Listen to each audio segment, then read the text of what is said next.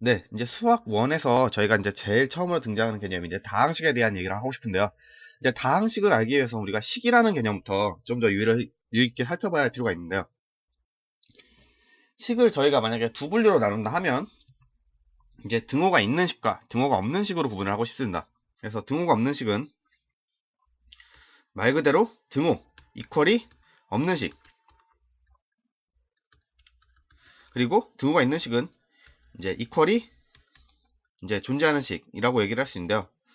사실 이곳에서 여기서 개념을 하나 더 추가해서 등호가 있는 식은 이퀄 외에도 이제 부등호도 등호로 생각을 하자는 겁니다. 그래서 이런 크다, 작다, 같다 이 세 가지의 기호가 존재하는 식을 우리가 등호가 있는 식, 그리고 이 세 가지가 다 없는 그냥 항으로만 연결된 식을 우리가 등호가 없는 식으로 생각을 하자는 겁니다.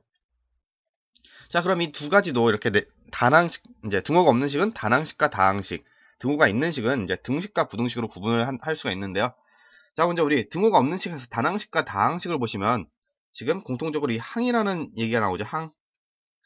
자, 우리가 항이 무엇인가부터 생각을 해야겠죠. 항은 우리가 마찬가지로 항도 두 가지로 해서 문자항과 그리고 상수항을 생각할 수가 있는데요. 상수항은 그냥 우리가 쉽게 생각하면 그냥 숫자만 존재하는 항.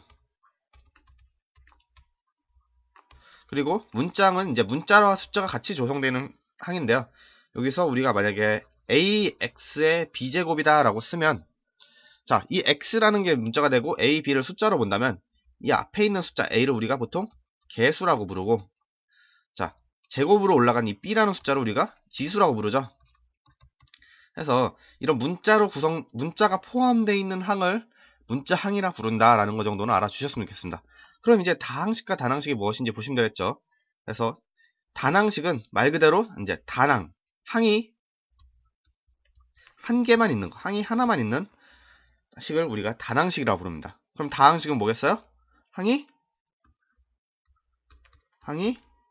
두 개 이상 존재할 때, 그런 두 개 이상이 되는 항으로 구성되어 있는 식을 우리가 다항식이라고 부른다라고 생각을 하시면 됩니다.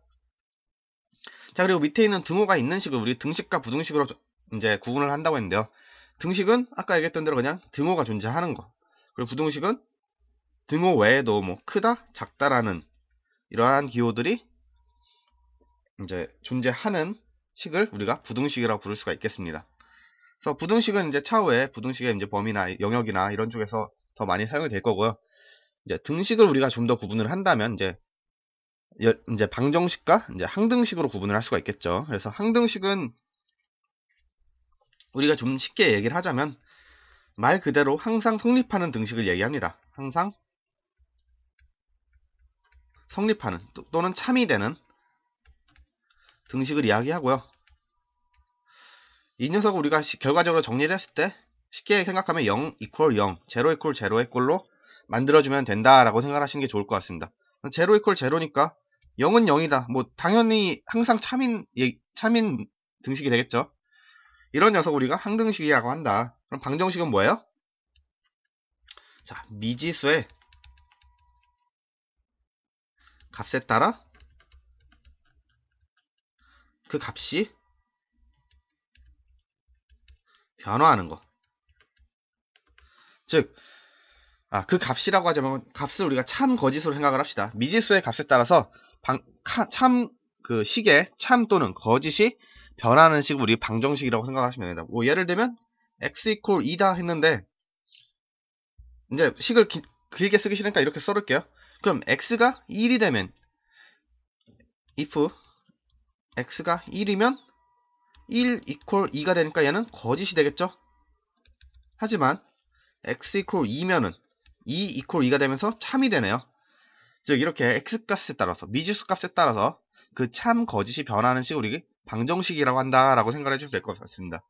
자, 그럼 우리가 식의 종류를 이렇게 총 하나, 둘, 셋, 넷, 5가지로 이렇게 분류를 한다고 생각을 하시고, 물론 뭐 방정식도 나아가면 뭐 1차 방정식, 2차 방정식 또 이렇게 갈리기도 하고, 뭐 연립 방정식도 있을 수 있고, 연립 부등식도 있을 수 있고, 대분류를 하자면 더 많아지겠지만 지금 간단하게 분리한 상황에서는 이제 등호가 있는 식, 없는 식으로 나누고, 없는 식은 단항식과 다항식으로 나누고, 등호가 있는 식은 등식과 부등식에서 등식은 방정식과 항등식으로 나눈다.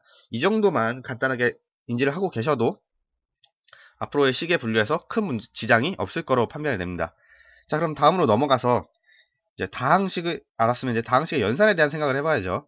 그래서 다항식을 연산하기 위해서는 우리가 식을 간단하게, 최대한 간단하게 정리를 할 수 있어야 되는데요. 우리가 간단하게 정리하는 방법으로는 지금 내림차순과 오름차순이 존재합니다. 그래서 일반적으로 많은 케이스에서 저희는 내림차순을 더 많이 쓰게 되는데요. 이 내림차순은 뭐냐?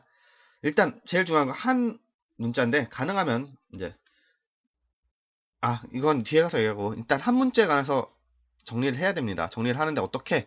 차수가 높은 항부터 높은 순서대로, 즉 높은 차수부터 낮은 차수로 내려가는 순으로 차례대로 정리를 하는 걸 저희가 내림차순이라고 부르고요.